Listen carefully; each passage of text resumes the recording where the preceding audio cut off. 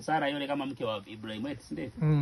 Kwani shangazi sasa ndio mimi nataka nitamuuliza aniambie kwamba nitamuuliza kaka Simon aniambie kwamba sasa dada Sara alikuwa anaitwa jina lake nani, majina jingine. Jina yule Sara alikuwa nalo jina yule.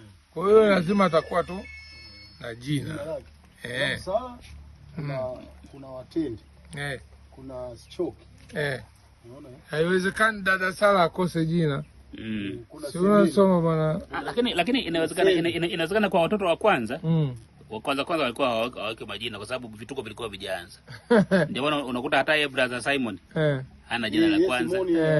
Nani kaka Wile hana jina la kwanza. Nani yani wale wote watoto wa kwanza. Yes, hata wewe mwenyewe pia. Hata dada Sesi. Sasa ilianza miaka yetu ya 70 something. Na nadhani ndipo vituko vilivyoanza hapa. Wewe jina la Masika. Mimi Masika. Wewe Masika, si kwamba ulizaliwa Masika bwana Masika.